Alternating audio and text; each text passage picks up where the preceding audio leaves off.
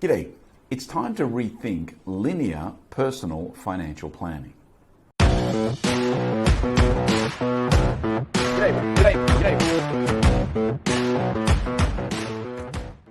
Most of us are familiar with these three basic stages of life: school, work, retirement. You spend the first 20 years of your life plus or minus getting an education. You spend the next 40, 45 years going to work, and then you spend another 20 years plus or minus in retirement, hoping like hell that you've saved enough money to have a quality of life in your retirement.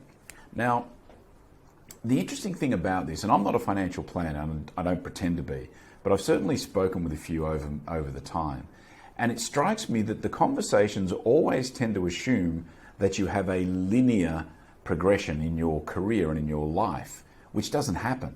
And of course, right now, there's a lot of people who are getting stressed out about the fact that that linear progression in terms of their earning capacity has stopped because they've either lost their job or taken significant salary cuts. And they're worried about whether they're going to have enough to live on in retirement, let alone live through the next year or so, I guess. But the thing to me is that careers are almost never linear anymore. I mean, my parents' generation, you worked at a company, you kind of worked your way up, and most of them stayed within the same company. My generation, most people I know have had at least one career change over their working life. Now, I'm 50. And I think the next generation, they're probably going to have 2 or 3 career changes. And so this current pandemic, this current crisis and financial crisis that a lot of us are finding ourselves in a way, we almost should have planned for it. We should have already been planning for a couple of dips in our career progression and our financial progression, if you like, our financial capacity to earn and to save. And if we had done that right now, we'd be sitting back saying, okay, well, this is one of those dips that I talked about. I've gone from one career path to another career path. I've accepted that I'm going to take a bit of a pay cut initially, so I'm not too stressed out about that. I've got a mechanism in place to defer home loans and car loans and that kind of stuff because I planned for a dip. But I think where we go wrong in our financial planning is that we don't factor in the dips. And I think the dips are not only smart financially, I think they're necessary personally.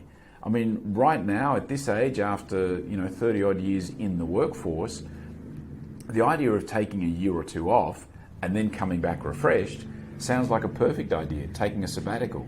But our financial planning, our personal financial planning, doesn't allow for that. We assume a linear progression, and life is not linear. So for those of you in your 50s like me, or even a bit later, maybe it's a little bit late to start changing your personal financial planning in a big way.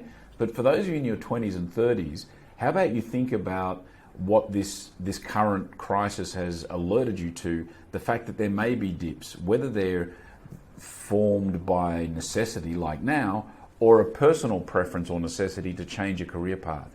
And plan for the dips. Plan for the fact that your personal financial plan will not be a linear progression. Just a thought. Alrighty, that is it for today. I do thank you for your time, and I will be back again tomorrow. See ya.